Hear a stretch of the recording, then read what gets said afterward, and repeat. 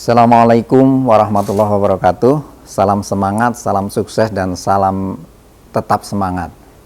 Perkenalkan, saya dari BPSDM Provinsi DKI Jakarta. Nama saya Yuryanto, Widyaswara Ahli Madya. Dan hari ini perkenankan saya untuk menyampaikan tentang materi modul agenda 3. Jadi dalam agenda 3 yang terdiri dari dua, yaitu manajemen ASN dan smart ASN, terdiri dari 3 metode ya. Yang pertama adalah pelatihan klasikal, yang kedua adalah blended learning, dan yang ketiga adalah distance learning ya. Tentu masing-masing pelatihan ini mempunyai ciri tersendiri dan merupakan strategi untuk menjadikan peserta didik menjadi lebih mantap dalam menguasai materi. MOOC, pembelajaran mandiri, yaitu Massive Open Online Course, ini sebetulnya target kita adalah C1, C2 dalam taksonomi Bloom, yaitu pada tahapan ingat dan paham ya. Selanjutnya untuk distance learning. Distance learning target kita, pembelajaran ini adalah C3, C4, C5, dan C6. Yaitu C3 adalah aplikasi, C4 adalah analisis, yang C5 adalah evaluasi, serta C6 adalah kreasi. Sedangkan pembelajaran klasikal juga sama dengan distance learning, yaitu C3, C4, C5, dan C6 dalam target pembelajaran. Selanjutnya, yang penting dalam agenda 3 adalah kita harus menetapkan tujuan ya. Tujuan dalam pembelajaran ini adalah membekali peserta dengan pengetahuan yang memadai tentang kedudukan dan peran pegawai negeri sipil untuk mendukung terwujudnya smart governance sesuai dengan ketentuan peraturan perundangan tentunya untuk menjalankan fungsi ASN, yaitu ada 3 fungsi ASN. Yang pertama adalah pelaksana kebijakan, yang kedua adalah pelayan publik, dan yang ketiga adalah perekat serta pemersatu bangsa.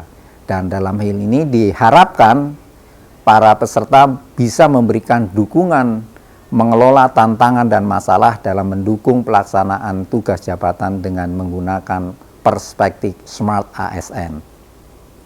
Selanjutnya dalam hal pembelajaran MOOC ya, yang pertama tadi Massive Open Online Course, yang target tidak adalah C1, C2, kita akan fokuskan pada kedudukan, peran, dan hak serta kewajiban ASN. Namun kita juga harus melengkapi dengan kode etik ASN, konsep sistem merit dalam pengelolaan ASN, serta mekanisme pengelolaan ASN.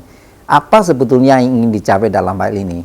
Dalam hal ini yang akan dicapai adalah tentang bagaimana ASN bisa memberdayakan dirinya dalam rangka untuk perwujudan tugas, fungsi, dan peran ASN. Dalam modul Smart ASN, apa yang akan dicapai? Yang akan dicapai adalah kemampuan kecakapan dalam hal digital dan mengaktualisasikan pada perspektif literasi digital yang sering kita sebut dengan Smart ASN. Selain itu kita juga fokus pada kerangka kerja literasi digital, kecakapan digital dalam organisasi, serta studi kasus literasi digital dasar.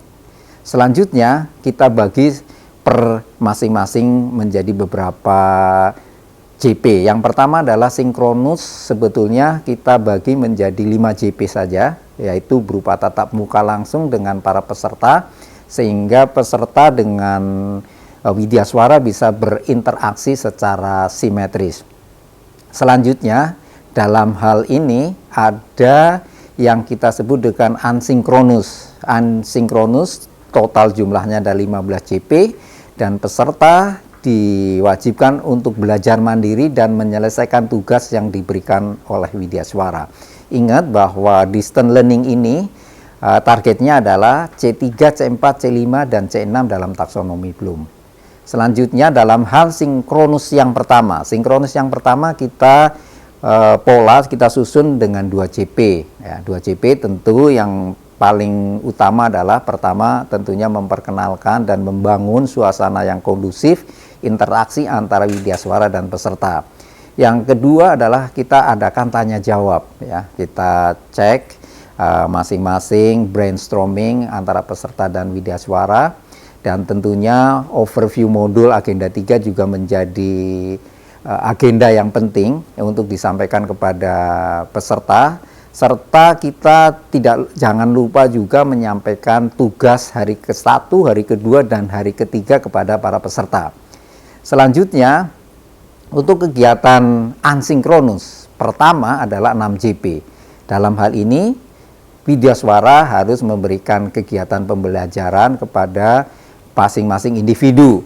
Apa tugas itu? Yang pertama adalah mengidentifikasi dan mendeskripsikan isu-isu terkait implementasi manajemen ASN dan Smart ASN di instansi masing-masing. Yang kedua adalah membuat learning journal. Ini 1JP saja, cuma saya kira kita bikin situasi yang memberikan kepada peserta mengetahui substansi daripada learning journal, sehingga peserta bisa mendapat insight dalam hal learning journal ini.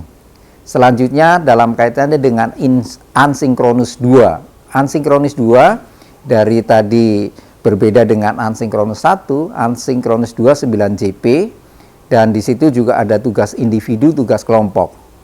Tugas individu adalah menetapkan core isu. Ini penting sekali untuk bisa peserta melihat kondisi lingkungan masing-masing.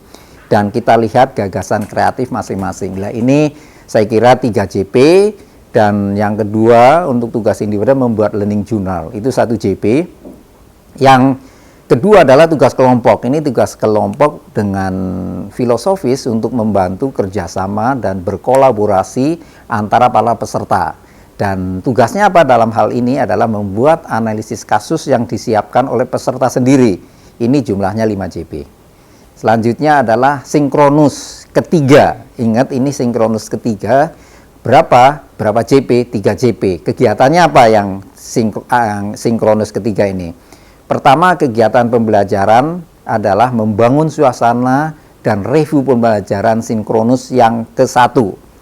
Dan yang kedua adalah paparan tugas kelompok. Jadi paparan masing-masing kelompok suruh diberi kesempatan untuk menyampaikan tugas kelompoknya dengan fokus pada analisis kasus.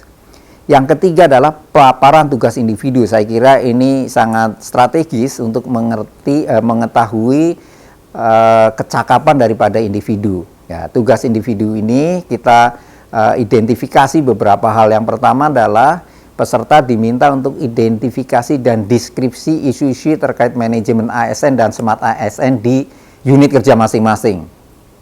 Yang kedua, penetapan core isu dan gagasan kreatif.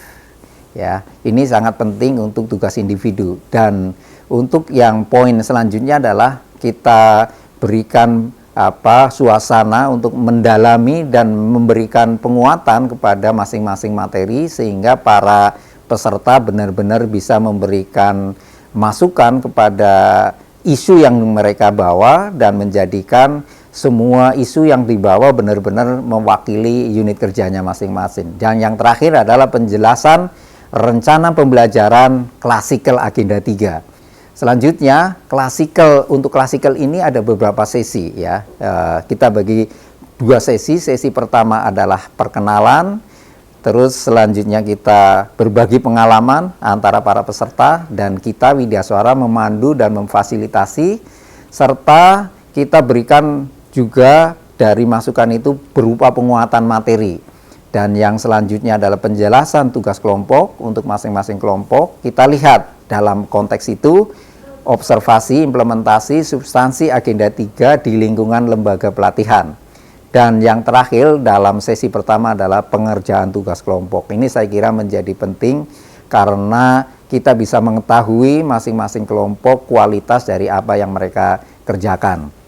Sesi yang kedua adalah paparan tugas kelompok. Ini saya kira bisa untuk mengetahui sampai seberapa besar minat daripada kelompok-kelompok dan bagaimana kualitas masing-masing kelompok dalam konteks kolaborasi. Pemberian umpan balik hasil praktek observasi, dan yang terakhir ada mereview, dan terakhir sekali adalah pembulatan materi agenda 3. Dan ini saya kira bisa untuk mengetahui bagaimana motivasi masing-masing peserta, dan kita jangan lupa sebagai Widya Suara harus menekankan motivasi kepada para peserta sehingga peserta merasa dapat manfaat yang banyak dari proses pembelajaran ini. Ingat bahwa kita adalah targetnya adalah C3, C4, C5, dan C6. Saya kira itu. Terima kasih, salam sehat dan salam semangat. Wassalamualaikum warahmatullahi wabarakatuh.